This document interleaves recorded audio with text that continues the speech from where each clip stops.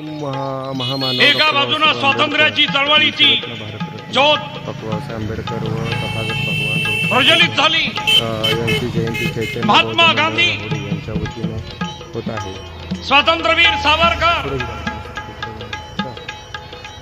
सुभाषचंद्र बोस एक साईडला जा. आणि महाराष्ट्रातून